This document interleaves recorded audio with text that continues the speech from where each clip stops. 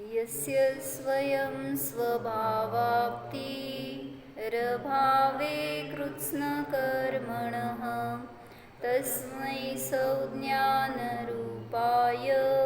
नमोस्तु परमात्मने। जय बोलो 24 भगवान की जय। योग्योपादान योगेन दृषदः स्वर्णतामतां द्रव्यादिस्वादिसम्पत्तां वात्मनोऽप्यात्मतामतां वरं व्रतैः पदं दैवं नाव्रतैर्बत नारकं छायातपस्थयोर्भेदः प्रतिपालयतोर्महान् यत्र भावः शिवं दत्ते द्यौकियदूरवर्तिनि यो नयत्याशु गव्यूतिं क्रोशार्दे किं ससीदति ऋषिकजमनातङ्कं दीर्घकालोपलालितं नाकेनाकौकसां सौख्यं नाकेनाकौकसामिव वासनामात्रमेवैतत् सुखं दुःखं च देहिनां तथा युद्वेजयन्ते ते भोगारोगा इवापरि मोहेन संवृतं ज्ञानं स्वभावं लभते नहि मत्तः पुमान् पदार्थानां यथा मदनको द्रवै वपुर्गृहं धनं दारः पुत्रा मित्राणि शत्रवः सर्वथान्यस्वभावानि मूढः स्वानि प्रपद्यते। इष्टोपदेशमध्ये 8 नंबरचा श्लोक बघत होतो आपण। मोहाचं कारण काय आहे किंवा मोहाचं स्थान कुठलं आहे ह्याच्यासाठी सांगतायत। कुठली कुठली स्थानं आहेत मोहाची।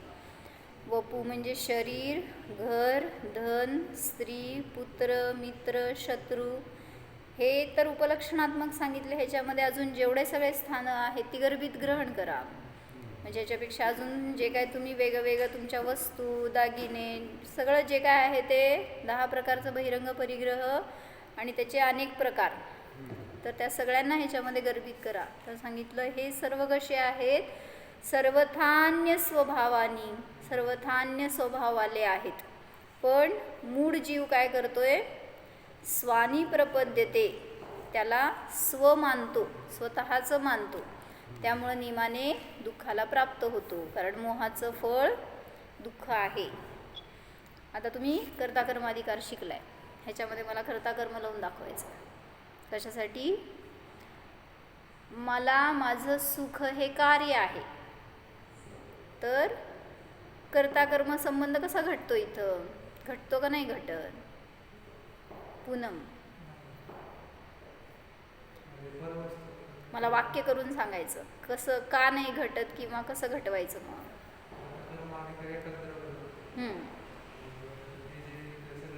हां ना, मग आता त्याचं वाक्य करायचं आणि त्याला शेवटी हेतू द्यायचा। अनुमान वाक्य आपण केलेत मध्ये अनेक वेळा। मग अनुमान करायचं आणि त्याला हेतू देऊन सांगायचं की हे का तुमच्यासाठी सुखाला कारण नाही।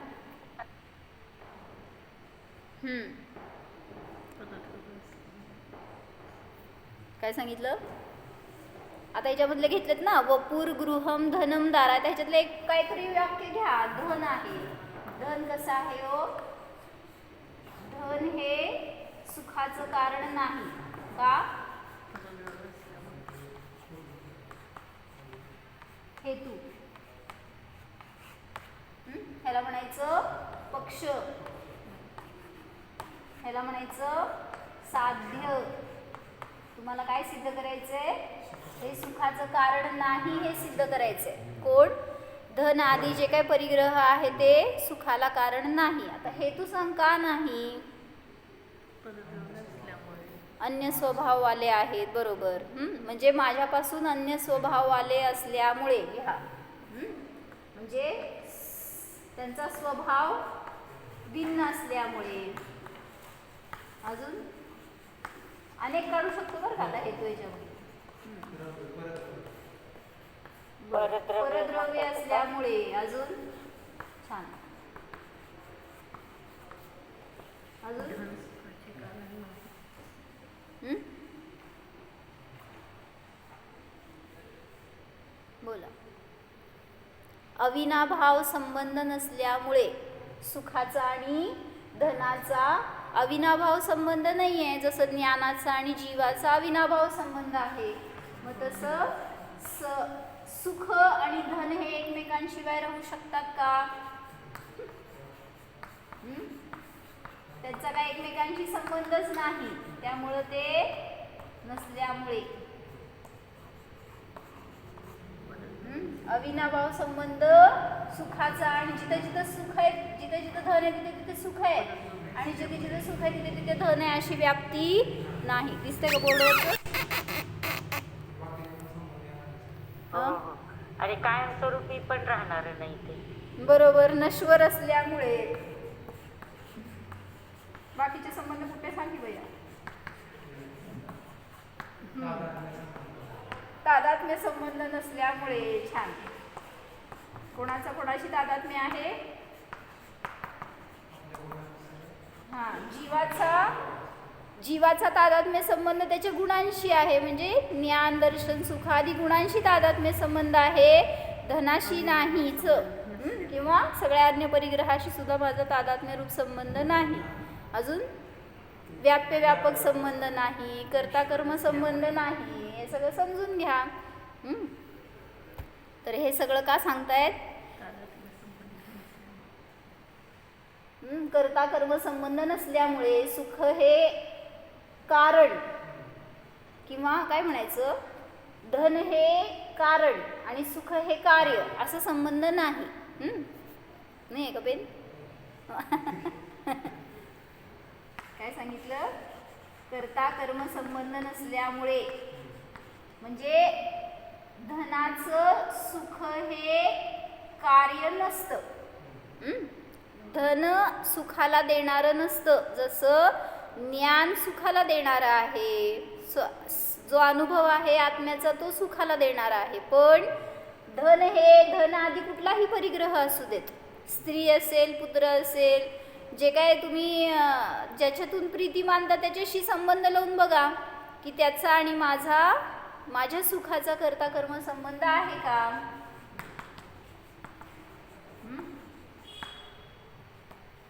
अजून हे सगळं एकातच येणार. मग तादात्म्य संबंध, कर्ता कर्म संबंध, तिथं व्याप्य व्यापक संबंध, आणि काय लिहिलं आपण इथं? अविनाभाव संबंध नाहीच. त्यामुळं ह्या कुठल्याही परिग्रहाच्या द्वारे मला सुखाची प्राप्ती होणार नाही नाही नाही. मग हे सगळे अन्य स्वभाव आले असताना सुद्धा जीव त्याला माझं मानतो. तो कोण आहे तर मोही आहे, आणि तो नियमाने दुःखाला प्राप्त होणार.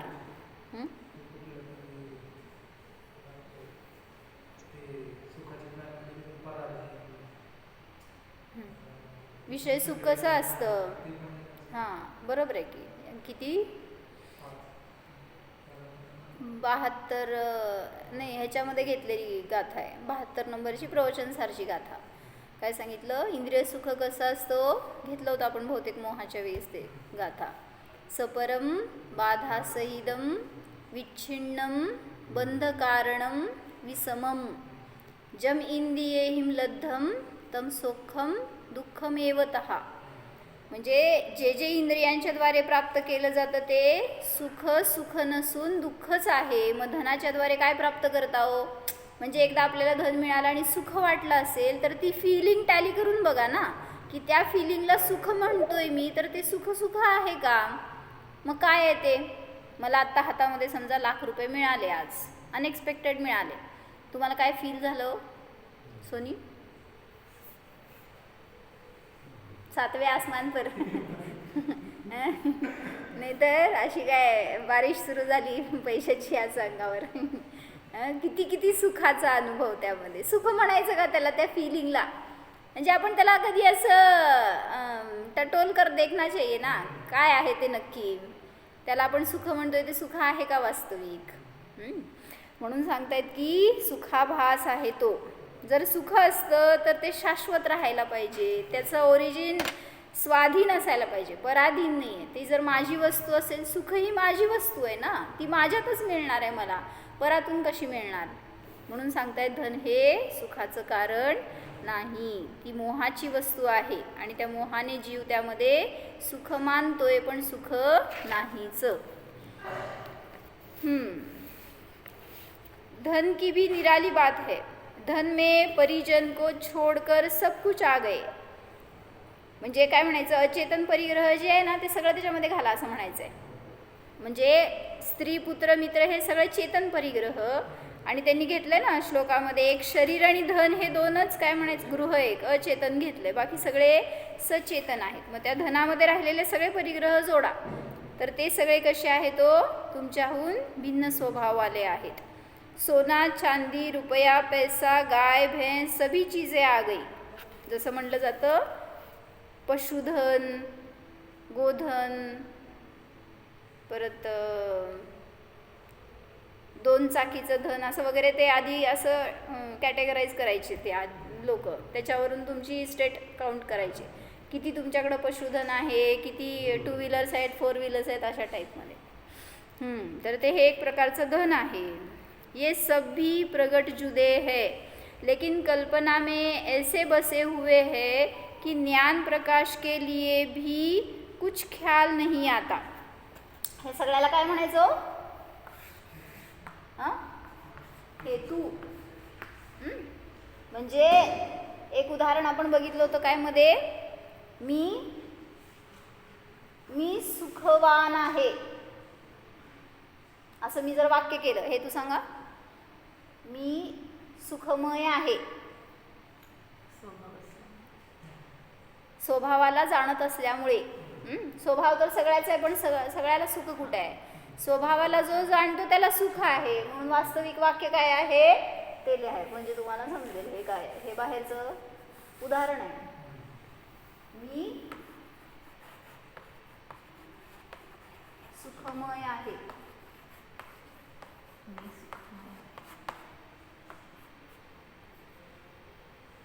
काय हेतू,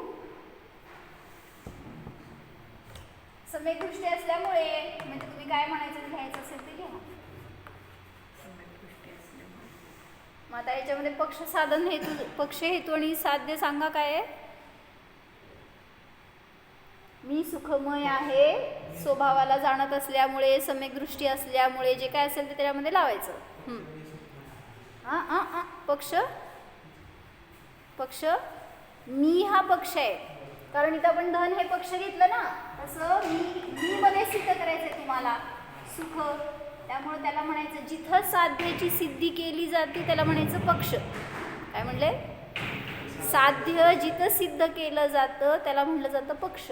मग सुख हे साध्य आहे तुमचं. काय म्हणले सोनी, सुख हे साध्य कुठं सिद्ध करायचं ते साध्य तुम्हाला, त्या पक्षामध्ये. तो पक्ष कोण आहे, मी आहे. तर सुखमय आहे हे साध्य झालं, आणि कशाच्या द्वारे सिद्ध करतो त्याला म्हणायचं साधन म्हणा, हेतू म्हणा. मग साधनाच्या द्वारे साध्याची सिद्धी केली जाते, जिथं त्याला अनुमान म्हणतात. मग हे सगळं अनुमान वाक्य आहे जे काय लिहिलेलं आहे ते. मग अनुमान का करायचा असतो, तर हेतूच्या द्वारे ठोसपणा येतो. जसं नुसतं म्हटलं की मी आज नाही येणार, का नाही येणार म्हटलं तर हेतू द्यावा लागतो. किंवा सासूबाईंनी सुनबाईंनी काय एकमेकांशी बोलताना म्हटलं मी आज काम नाही करणार, मग हेतू विचारला जातो. म्हणून हेतू जिथं दाखवला गेला तिथं साध्य यथार्थ सिद्ध होत आहे. आज मला बरं वाटत नाही आहे म्हणून मी स्वयंपाक करणार नाही. मग शांत झाली सासूबाई. तेच करत नाही जा म्हटलं तर म्हणजे तिथं ते शांतीला कारण नाही आहे. मग हेतू असतो तो तुम्हाला साध्याची सिद्धी करून देणारा असतो. त्याचा साध्याशी अविनाभाव संबंध असतो तरच साध्याला सिद्ध करू शकतो, अन्यथा नाही. इथं आपण म्हणलं मी सुखमय आहे धनवान असल्यामुळे. सांगा हेतू, मी सुखमय आहे धनवान असल्यामुळे. हा हेतू यथार्थ नाही, कारण तो साध्याची सिद्धी करत नाही. मग हाच हेतू स्वभावाचा दर्शक असल्यामुळे तो सुखाला दाखवणार, म्हणून साध्याची सिद्धी करू शकतो. मी सम्यक सम्यक दृष्टी आहे. सांगा साधन. मी सम्यक दृष्टी आहे स्वभावाला जाणत असल्यामुळे. मग जो जो स्वभावाला जाणतो तो तो सम्यक दृष्टी असतो. जो जो सम्यक दृष्टी आहे तो तो सुखमय असतो. अशी व्याप्ती जिथं बसते ना तिथं अनुमानामध्ये तो साध्य ते साधन हे साध्याला सिद्ध करू शकतो. एक वाक्य तुम्ही सांगा.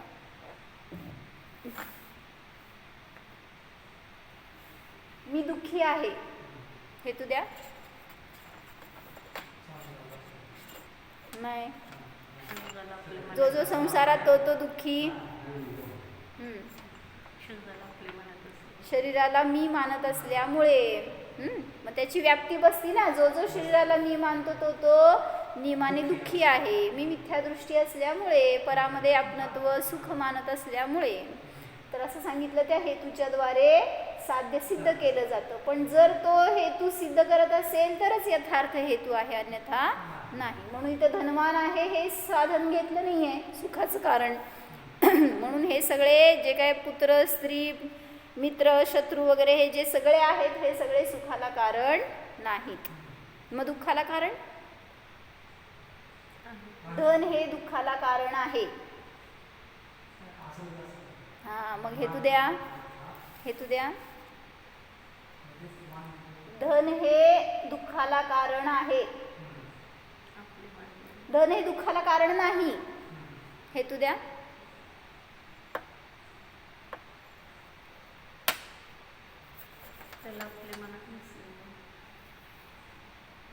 धन हे दुःखाला कारण नाही.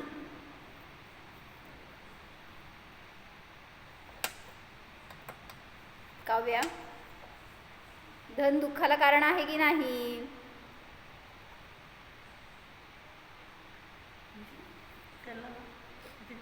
अचेतन असल्यामुळे. काय सांगितली प्रगतीताई. तेच की स्वतःमध्ये असल्यामुळे ते धनाचं काय त्याला दुःख राहणार. ना ना ना ना ना. धन हे दुःखाला कारण का नाही, सुखाला कारण नाही सांगितलं तर तुम्ही त्यात सुख मानताय म्हणून ती बुद्धी काढायची आहे तुमची. मग हे धन दुःखाला कारण नाही आहे म्हणा ना. मग नाही का म्हणताय तर त्याच्यामध्ये सुख आणि दुःख हा स्वभावच नाही आहे. ते अचेतन असल्यामुळे. हा भिन्न स्वभाव म्हणलं असं तरी चाललं असतं. म्हणजे हे सगळे लागणार त्याला तिथं. जरी दुःखाचं कारण लिहिलं ना तरी सुद्धा ते सगळे लागणार आहेत. कारण त्याचा काय अविनाभाव संबंध. धन जिथे जिथे तिथे तिथे दुःख का. कोण दुःखी आहे कोण सुखी आहे. तुमच्याकडे धनवान.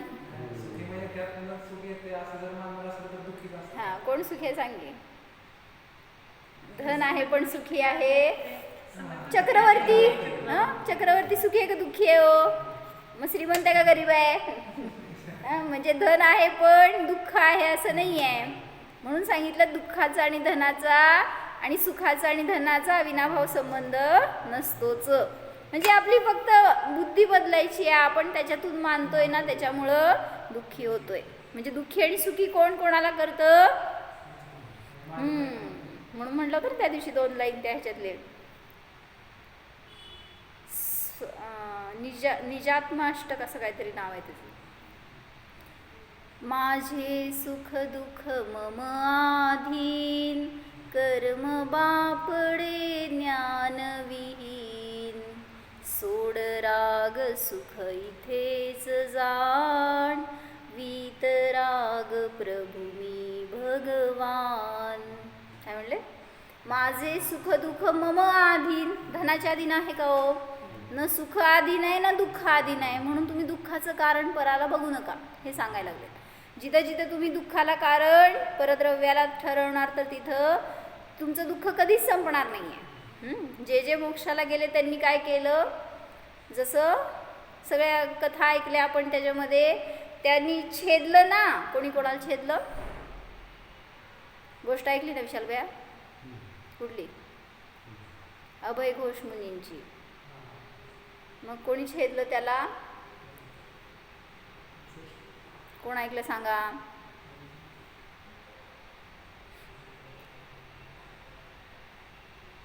अभय घोष मुनींना छेदलं तरी सुद्धा त्यांना दुःख नाही झालं का. ते नमदन. कारण त्यांनी स्वतःला अछेद्य मानलं आणि त्याच्याकडे नाही पाहिलं की कोण आहे तो मला त्रास देतोय असं. कारण त्रास शरीराला देत होता, तो थोडी मला देत होता. मला तर स्पर्श पण करू शकणार नाही. तो कोण होता? ऐकलेत का विशाल भैया? का नाही ऐकली मग?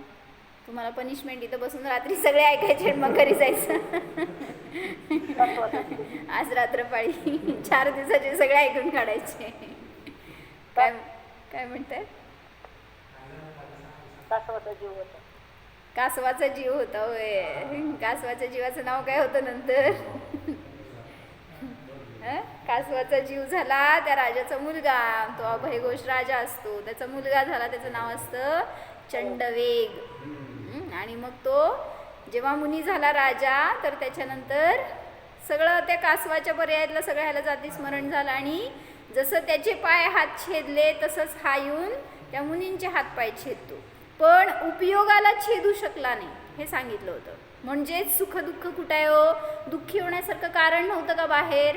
असाताचं भयंकर हृदय आहे, तरी सुद्धा ते असाता तुम्हाला दुःखी करू शकत नाही. त्या कर्मात सुद्धा ती शक्ती नाही आहे. न ते कर्म तुम्हाला सुखी करू शकते. हे पण एक कर्म आहे. कुठलं कर्म आहे सांगा? धन हे? नाही, धन हे कुठलं कर्म आहे? सातावेदनीयाच्या निमित्तात सामग्री मिळती हे धन झालं. पण धन हे कुठलं कर्म आहे हो? बोल, कुठलं कर्म म्हणायचं धनाला? नो कर्माचं नो कर्म म्हणायचं. म्हणजे काय?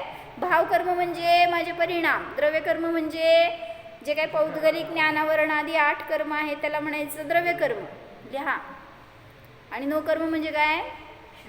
भावकर्म म्हणजे माझे रागद्वेषादी मोहादी परिणाम जे जीवगत आहेत. आणि द्रव्यकर्म म्हणजे ज्ञानावरण, दर्शनावरण, मोहनीय वगैरे हे जे 8 कर्म आहेत जे पौद्गलिक आहेत त्याला म्हणायचं द्रव्यकर्म. आणि नो कर्म, नो कर्म कशाला म्हणायचं? हे इंद्रिया, शरीर, त्याला लागणाऱ्या सगळ्या वर्गणा, ह्याला सगळ्याला म्हणायचं नो कर्म.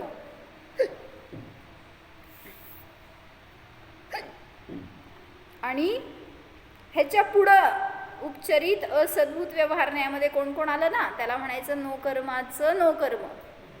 दिसलं का तिथं कुठं आहे काय? म्हणजे जे कॉलम केले होते ना आपण, सगळ्यात शेवटचा कॉलम होता तो नो कर्माचं नो कर्म म्हणायचं. त्याच्या पूर्वीचा कॉलम ते नावं सांग त्याचे काय म्हणायचे ते, कुठले कॉलम होते ते काढायचं का परत? हां,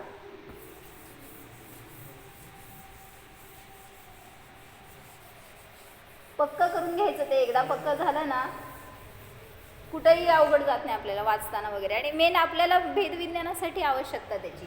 कोणाकोणापासून भेदविज्ञान करायचं आहे? मयाचे 2 भेद केले होते, सद्भूत आणि असद्भूत. नसेल तर लिहून घ्या आणि असेल तरी लिहून घ्या. परत लिहिलं तर पाप लागत नाही. अनुपचरित, उपचरित, अनुपचरित आणि उपचरित हे सांगितलं होतं त्या दिवशी. सगळ्यांना माहिती आहे? माहीत नसेल तर विचारा, परत सांगते. फक्त उदाहरण सांगते आता ह्याची, तुम्हाला माहिती येत नाही तर ते कॅसेट परत ऐकून समजून घ्या. अनुपचरित सद्भूत व्यवहार यामध्ये काय येणार सोनी? गुणाकडून काय म्हणायचं? काय म्हणायचं तिथं? कोणाचा संबंध आहे? द्रव्य आणि गुणांचा जिथं संबंध आहे तिथं म्हणायचं अनुपचरित सद्भूत व्यवहार नाही. इथं काय लिहू? पटापट सांगा. द्रव्य आणि पर्यायाचा जिथं संबंध आला तिथं ती पर्याय तर क्षणिक आहे, पण ती द्रव्याची म्हणतो ती उपचाराने, कारण क्षण मात्र असते, परत नष्ट होऊन जाते. पण तेवढ्या क्षणासाठी सुद्धा ती त्याची म्हणली तर ते उपचाराने म्हणलं म्हणून उपचरित सद्भूत व्यवहार नाही. इथं काय येणार? 2 द्रव्यांचा संबंध आहे, पण एक क्षेत्रावगाह आहे. एका क्षेत्रामध्ये आलेले ते 2 द्रव्य आणि त्यांचा उपचार न करता जोडलेला संबंध आहे, म्हणून त्याला अनुपचरित असद्भूत व्यवहार नाही म्हणायचं. आणि उपचरित सद्भूत असद्भूत मध्ये 2 सर्वथा भिन्न द्रव्ये घ्यायची, ज्यांचे प्रदेश भिन्न आहेत. आणि त्यांचा संबंध जोडला तर उपचरित असद्भूत व्यवहारणे. उदाहरण सांगा पटापटा. Right right. हम्म?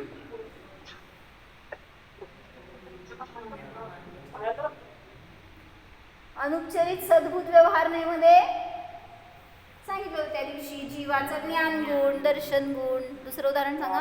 दर्शन गुण, सारी. साडीचा रंग गुण. आता पुद्गलाचा रंग गुण हे उदाहरण घेतलं तर ह्यांचा संबंध कुठला आहे हो? नित्य तादात्म्य संबंध. द्रव्याचा आणि गुणांचा नित्य तादात्म्य संबंध असतो. असं चार्टमध्ये लिहा तुम्हाला, म्हणजे नंतर लक्षात येणार. नित्य तादात्म्य संबंध असतो. इथं द्रव्य आणि पर्यायाचा उदाहरण सांगा.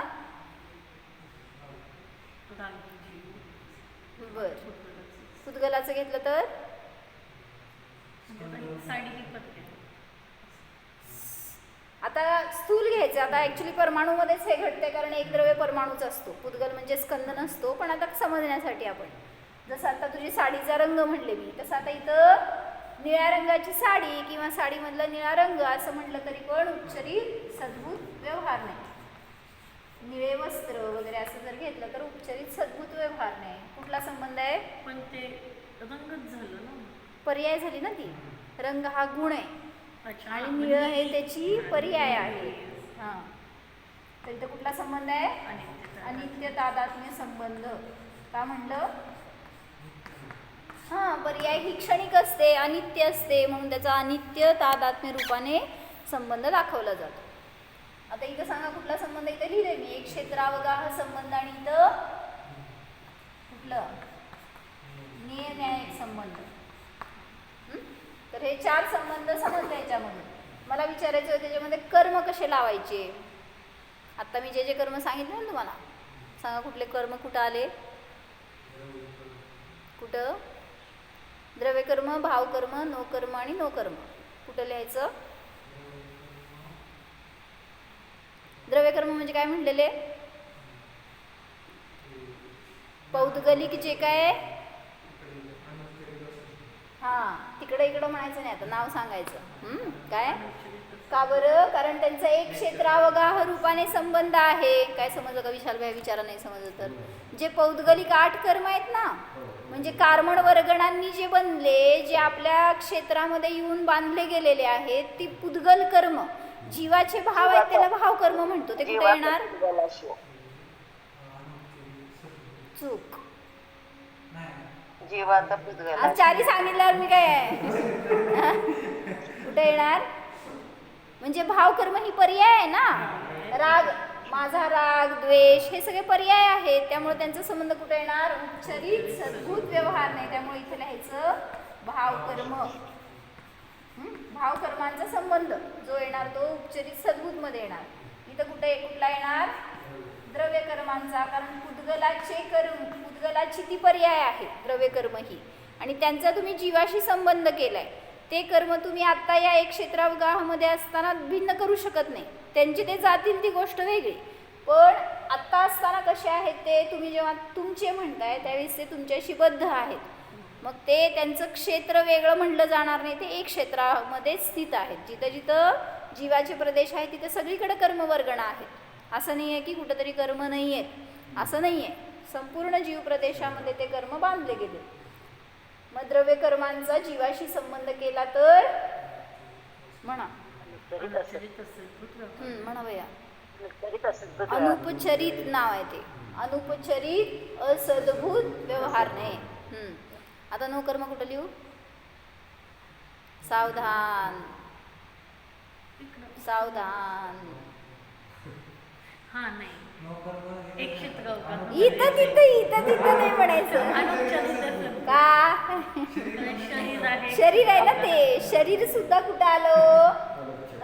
म्हणजे एक क्षेत्रावगाहच आहे ना ते पण. त्यामुळे सांगितलं द्रव्य कर्म असू दे किंवा नो कर्म असू दे, त्यांचा संबंध कुठे येणार? अनुपचरित सद्भूत व्यवहार नाही. आत्ता तुम्ही वेगळं काढून ठेवू शकत नाही जीवाला आणि त्या शरीराला. त्यामुळे त्यांचा घनिष्ठ संबंध आहे आत्ता या पर्यायापुरतं. जेव्हा वेगळं काढणार त्यावेळेस जीव गेलेला असणार. त्यामुळे तिथं ते त्याचं शरीर म्हणलं जाणार नाही. म्हणून त्याचा संबंध नाही राहिला. पण जोपर्यंत संबंध आहे तोपर्यंत त्याला अनुपचरित म्हटलं गेलं. अनुपचरित का? उपचार न करता ते तुमचं शरीर आहे. कोणी समजा आता काय म्हणायचं, ह्याच्यामध्ये रोल करणारा असेल नाटकामध्ये वगैरे, तर तिथं तुम्ही काहीतरी पार्ट केला, काहीतरी घातलं वरून, काय म्हणायचं, टोप घातला, काहीतरी मास्क असं घालून वगैरे, जर विशाल भैया आधी तर आपल्याला टॉपिक समजत नसते. आता काय समजलं सांगा मला. नोकर्म म्हणजे काय? नोकर्म म्हणजे शरीर आणि शरीराच्या योग्य वर्गणा. द्रव्यकर्म म्हणजे ज्ञानावरण, दर्शनावरण आदी 8 कर्म. आणि नोकर्म म्हणजे शरीर, इंद्रिया आणि त्याच्या योग्य आहार वर्गणा ज्या असतील त्या, ज्यांच्याद्वारे शरीर बनलं. मी काय सांगत होते? हां, तर तिथे सांगितलं कोणी समजा रामाचं ॲक्टिंग करतोय आणि तो रामाचं पोशाख घातलेला आहे, रामाचा वेश घेतलेला आहे, तर आता ते त्याचं शरीर नाही आहे, जे काय त्यांनी घातलेलं आहे ना, बुरखा वगैरे काय म्हणायचं त्याला, तर ते त्याचं रूप नाही आहे. मग ते त्याच्यापासून सर्वथा भिन्न आहे. तर उपचाराने म्हणलं की तो राम आहे. जसं राम कोण झाला होता रामायणात? जेव्हा रामायण झालं होतं त्यावेळेस रामाचा रोल कोण केला होता? टी व्हीतला रामायणामधला रामाचा रोल कोण केला होता? अरुण गोविल. अरुण गोविल. पाठ आहे एकदम. सांगा इष्टोपदेश रचयिता कोण आहेत?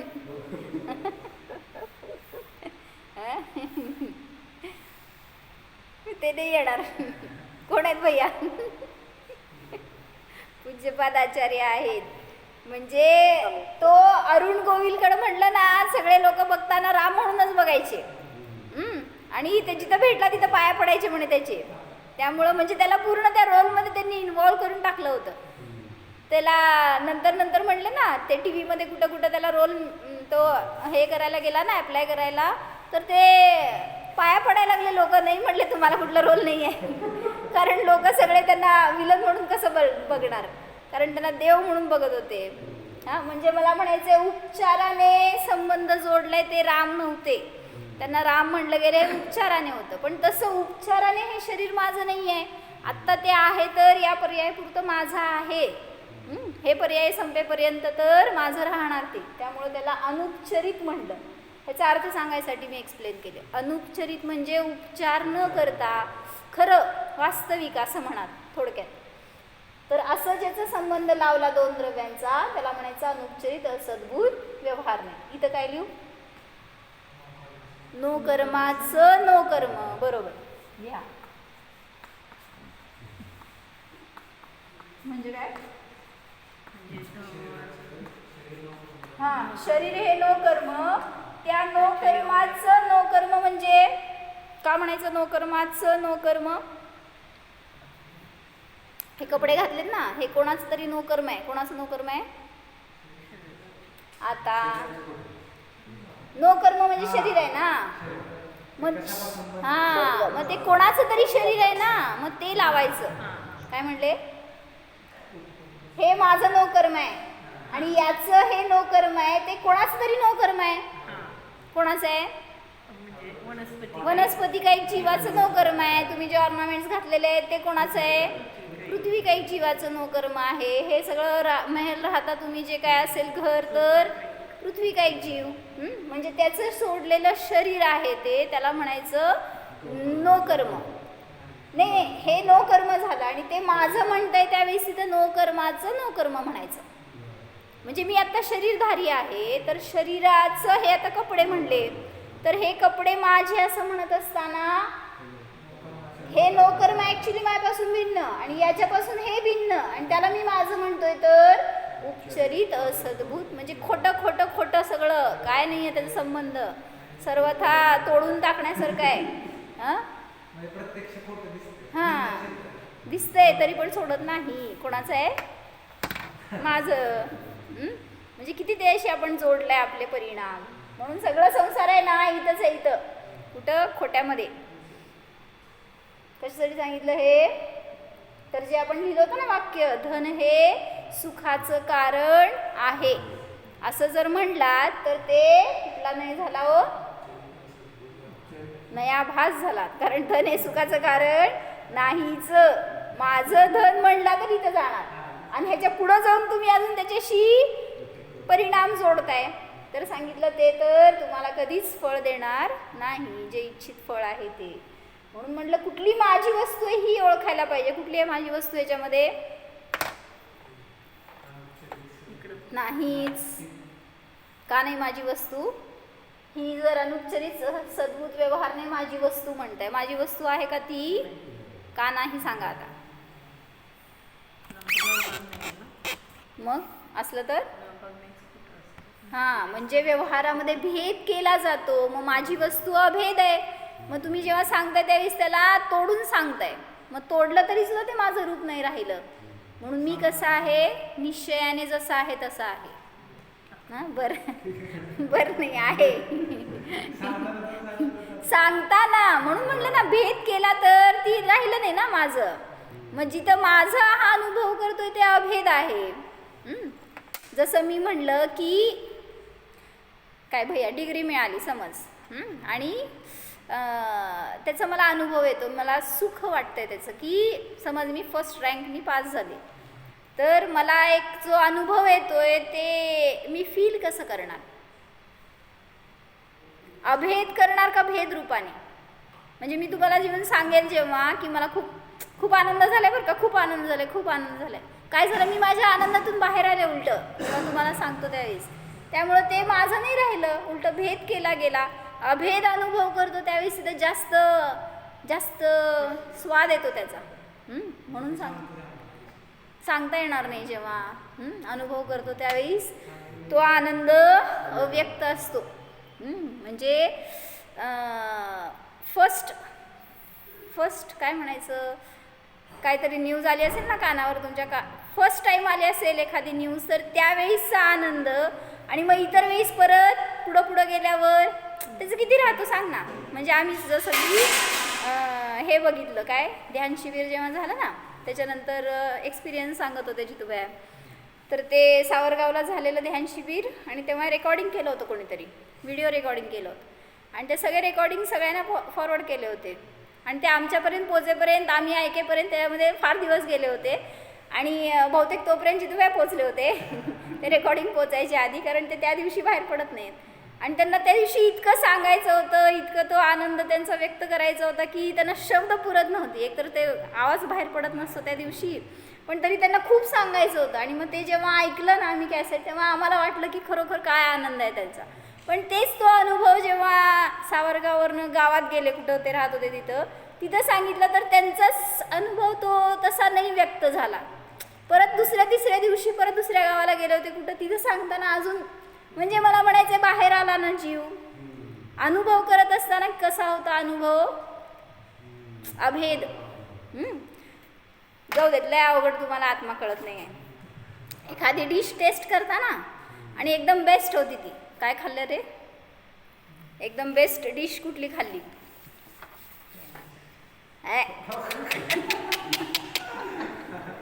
घरातला शुद्ध केक खाल्ला समज, हां, आणि गोड होता एकदम, आवडती वस्तू होती समजा तुमच्या. जेव्हा पहिल्यांदा खाल्ला त्यावेळेसचा अनुभव असं व्यक्त करू वाटला नाही, बस फील करू वाटला. आणि जेव्हा सांगायला लागलो त्यावेळेस, एखाद्याला सांगताना पहिल्यांदा तरी त्यातनं जरा असं निघेल गोडवा, दुसऱ्यांदा तिसऱ्यांदा चौथ्यांदा बास खाऊन बघ आता असं होतंय. म्हणजे काय झालं, कमी कमी होत जातो. घट्ट सिद्धांत म्हणतात ना, काय घटत्या उपयोगिताचा. मग तसं म्हणलं की जिथं भेद करत जातो तिथं व्यवहार झाला, आणि जिथं अभेद असतो तिथं निश्चय असतो. मग जी निश्चयाची आहे ती वस्तू माझी आहे. जिथं व्यवहार भेद करत गेला तिथं ती वस्तू माझी नसते. कशासाठी बघितलं? सर्वथा अन्य स्वभावानी, जे माझ्यापासून अन्य स्वभाव आले आहेत ते मला सुख देणारे नाही, ते नियमाने मोह वाढवणारे आहेत. असं सांग एखादा जीव की जो सम्यक दृष्टी आहे आणि त्याला बाहेरची वस्तू मोही बनवतीये, अशी एखादी वस्तू आहे का? सम्यक दृष्टी जीवाला मोही बनवतो का नाही कोणी? मोही म्हणत असताना चारित्र मोह घ्यायचा, दर्शन मोह नाही घ्यायचा. मग कोण मोही झाला कोणाच्या मागं? लगेच रामालाच पकडते. म्हणजे सम्यक दृष्टी असताना पण मोही झाला. किंवा भरत चक्रवर्ती, सांग काय मोह झाला?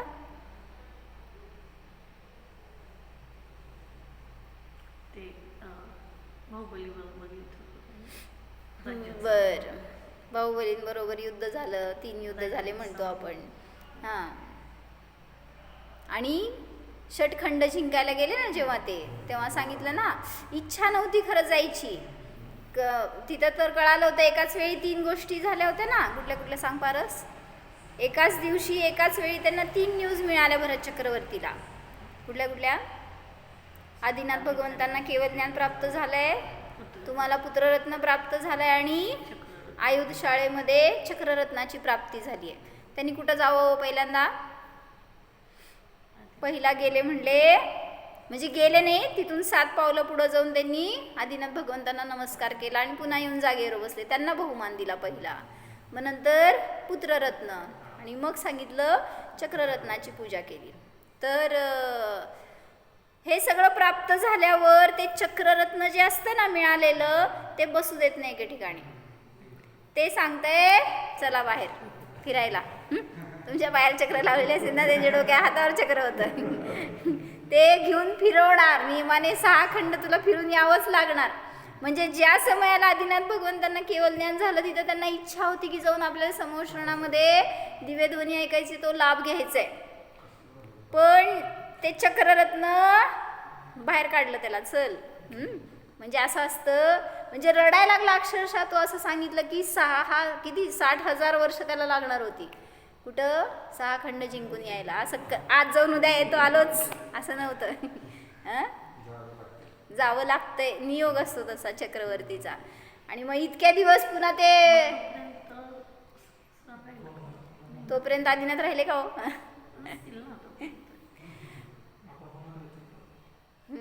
तुला चक्रवर्ती व्हायचं का आदिनाथ व्हायचं हे बघ. तीर्थंकर झाले ते आणि मोक्षाला गेले ते सांगायचंय. त्या चक्रवर्तीला ते नको होतं सगळं. त्याच्यात अडकावं लागलं, त्यात फिरावं लागलं, ते सगळं जिंकावं लागलं, सगळं उलट नको त्या सगळ्या गोष्टी कराव्या लागल्या. पण दृष्टी त्याची सगळं करत असताना सुद्धा स्वभावाशी जोडलेली होती, म्हणून तो सुरक्षित राहिला.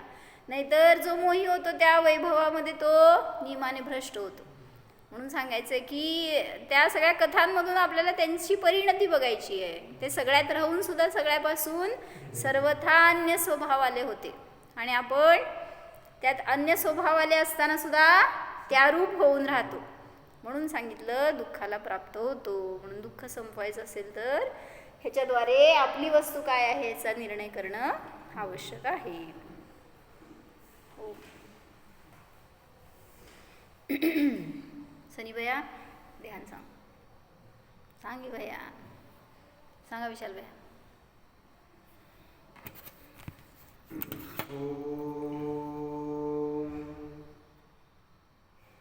जाना जो जाणीवे देत आहे तोच मी आहे. हा चैतन्य स्वरूप आहे.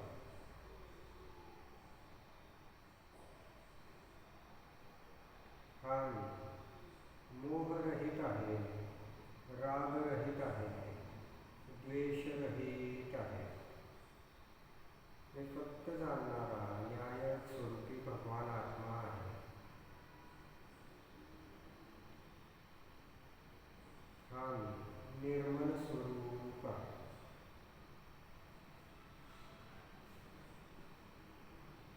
हा निर्वेद स्वरूप आहे.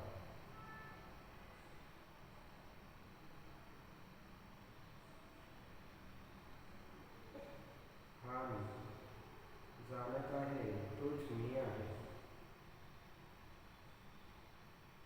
हा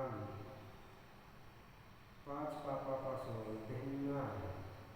हिंसा करणारा नाही, चोरी करणारा नाही, असत्य बोलणारा नाही, कुशील सेवन करणारा नाही, परिग्रह गोळा करणारा नाहीच. मी फक्त जाणणारा न्याय स्वरूपी आहे. मी पराचा करता नाही,